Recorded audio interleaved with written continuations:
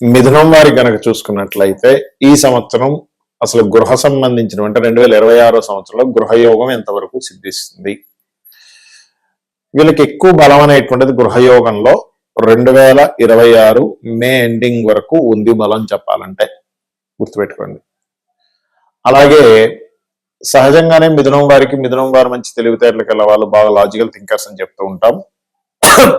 4th lord బుధుడైనందుకు, వీళ్ళ కేతు గ్రహం కూడా మారిపోయి 3లో ఉన్నందుకు ఎప్పుడైనా గుర్తుపెట్టుకోండి, వీళ్ళు 2 గృహాలు, 2 వాహనాలు, ఏదైనా సబ్జెక్ట్ చదివితే కూడా 2 అంటే ఇంకొక ఎక్స్ట్రా సబ్జెక్ట్ చదవడం. మా మనసులో కూడా 2 అంశాలు అంటే ప్లాన్ ఏ కనుక ఫెయిల్ అయితే ప్లాన్ బి పెట్టుకుంటాం, ప్లాన్ బి ఫెయిల్ అయితే ప్లాన్ సి పెట్టుకుందాం అన్నట్టుగా ఉంటుంది పరిస్థితి. ఆ రకంగా ఉంటుంది. ఇక ఈ యొక్క రాశి వారికి, ఈ మిథునం వారికి కనుక చూసుకున్నట్లయితే ఇక్కడ ఈ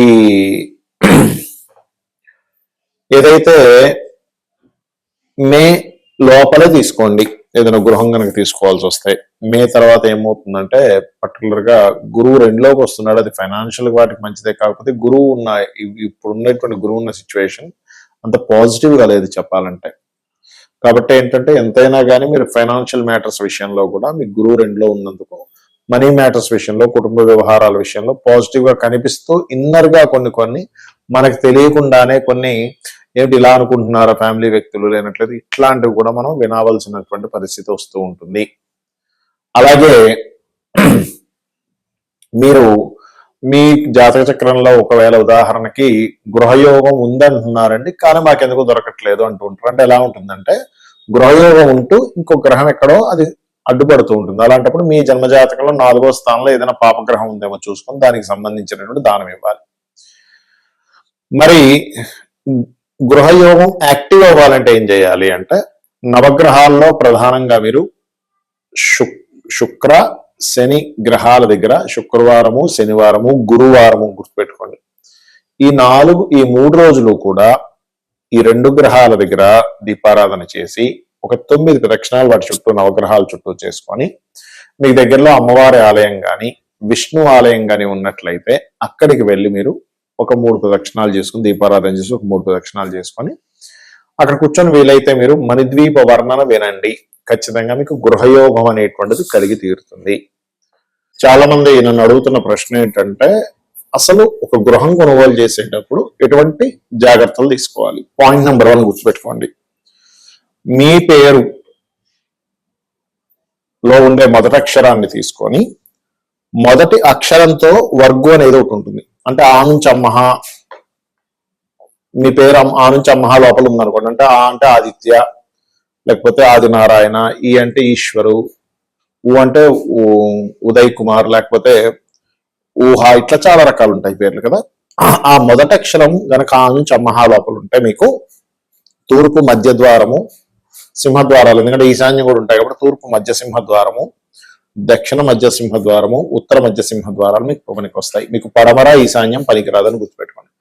కక్క గగ అక్షరాలు కనుక మీకు మొదటి అక్షరం అయినట్లయితే మీకు ఆగ్నేయము, ఉత్తరము, ఈశాన్యం పనికొస్తుంది. పనికొచ్చేవి చెప్పేస్తాను, ఇంక మళ్ళీ ప్రత్యేకంగా పనికిరాని కాకుండా. చాచా జాజా కనుక ఉన్నట్లయితే దక్షిణ మధ్య ద్వారం అంటే సౌత్ సెంట్రల్ డోర్ అనేది స్వవర్గ అవుతుంది, ఈస్ట్ సెంట్రల్ డోర్ అనేటువంటిది సప్తమ వర్గ అవుతుంది, నార్త్ ఈస్ట్ అనేటువంటిది షష్టమ వర్గ అవుతుంది. So east, south, north east. అదేవిధంగా టాటా డాడా అక్షరాలతో మీ పేరుంది ఉదాహరణకి. అప్పుడు మీరు ఏంటంటే మీరు ఇక్కడ ఈ వాయువ్యము, అదేవిధంగా ఆగ్నేయము, తూర్పు పనికొస్తాయి. అంటే north west, north south east, south central door and south east పనికి వస్తుంది. అదేవిధంగా తాత దాదాన, తమను, నా పేరు నానాజీ, ఈ పేర్లకి ఏంటంటే పడమర సింహద్వారం, పడమర మధ్య సింహద్వారము, ఉత్తరము, దక్షిణము, ఆగ్నేయం పనికి వస్తుంది. వీళ్ళ పొరపాటును కూడా తూర్పు, ఈశాన్యం పనికిరాదు, గుర్తుపెట్టుకోండి. ఇక పాప బాబమ్మ అనుకోండి, వారికి వాయువ్యము, ఈశాన్యము పనికొస్తుంది. అంటే north west and north east పనికొస్తుంది. వాళ్ళకి నార్త్ సెంట్రల్ డోర్ న్యూట్రల్ అవుతుంది. బట్ పొరపాటును కూడా ఈస్ట్ సెంట్రల్ డోర్ కానీ సౌత్ ఈస్ట్ కానీ తీసుకోకూడదు. ఇక యారాలావ అక్షరాలతో కనుక ఉన్నట్లయితే మీ పేరు దాంట్లో అంటే యారాలావ అంటే యా అంటే యాదమ్మ, యాదయ్య, లేకపోతే రా అంటే రమేష్, రాము, లా అంటే లావణ్య, ఇట్లా చెప్తున్నా, ఉదాహరణ చెప్తున్నా.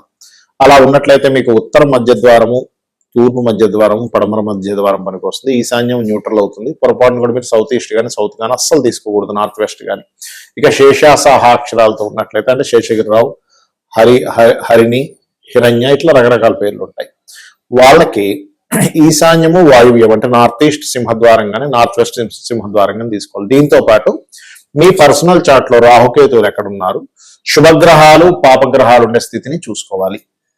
అప్పుడు మళ్ళీ దాంతో కొంత ఫిల్టర్ చేసుకుంటే, దీనివల్ల సింహద్వారం వలన మీ లైఫ్ లో మీరు ఏదైతే కష్టపడుతుంటారో, మీరు ఏదైతే ప్లాన్ చేసుకుంటుంటారో, ఇక్కడ ఫెయిల్యూర్ శాతం చాలా తగ్గుతుంది, పాజిటివ్ శాతం అనేటువంటిది పెరుగుతుంది. ఇదొకటి.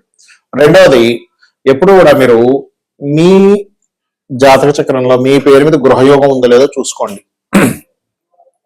చాలా మంది చేసేటువంటి తప్పిదాలు ఏమిటంటే, వాళ్ళ పేరు మీద లేనప్పుడు వాళ్ళు తీసుకోవడం, మళ్ళీ కష్టాలు రావడం, అమ్మేయడం జరుగుతుంది. అలా కాకుండా మీ పేరు మీద ఉంటేనే తీసుకోండి.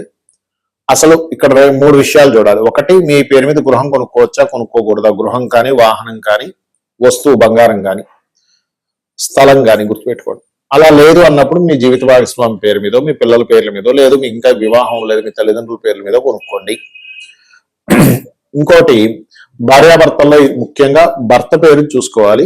అలా కాదండి, మా హస్బెండ్ తో సంబంధం లేకుండా నేను సపరేట్ గా కొనుక్కొని నేను రెంట్కి ఇచ్చుకుంటానప్పుడు భార్య పేరు మీద తీసుకోవచ్చు. వాళ్ళిద్దరూ కలిసి ఆ ఇంట్లో ఉండరు అన్నప్పుడు. అలాగే మీ పేరుతో పాటు మీ సంతానం యొక్క పేరులో కూడా ఉండే అక్షరాన్ని తీసుకొని ఇద్దరికి కనెక్ట్ అయ్యేది తీసుకుంటే ఇంకా మంచిది. ఎందుకు అంటే, ఇక్కడ మీ తదనంతరం మీ పిల్లలకి మీ మనవాళ్ళకి ఇస్తారు కాబట్టి వాళ్ళ పేర్లో కూడా కలిసి వచ్చేది తీసుకుంటే ఇంకా మంచిది.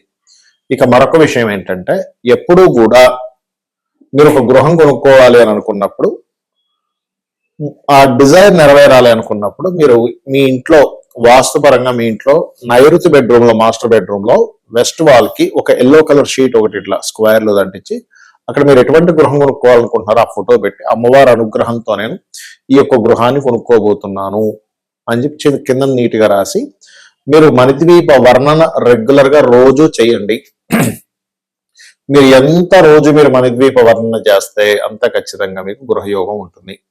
ఇక్కడ ఏంటంటే, గోచారంలో గనక ఇన్వెస్ట్మెంట్స్ చేయకూడని సమయాలు ఉన్నప్పుడు పర్టికులర్ గా మీరు ఆ సమయంలో పొరపాటును కూడా గృహం కొనుక్కోకూడదు, గుర్తుపెట్టుకోండి. అంటే గోచారంలో 12వ స్థానంలో అయితే ఇన్వెస్ట్మెంట్స్, 4వ స్థానం మీద బ్యాడ్ ట్రాన్సిట్ ఉంది, అప్పుడు గృహం కానీ వాహనం కానీ, శుక్రుడి మీద బ్యాడ్ ట్రాన్సిట్ ఉంది, పర్టికులర్ గా వాహనం కట్టిన గృహం కొనుక్కోవడం, లేదు కుజుడి మీద బ్యాడ్ ట్రాన్సిట్ ఉంది, అప్పుడు స్థలం తీసుకునేటువంటి విషయంలో ఎట్టి పరిస్థితుల్లో తొందరపాటు పనికిరాదు, గుర్తుపెట్టుకోండి.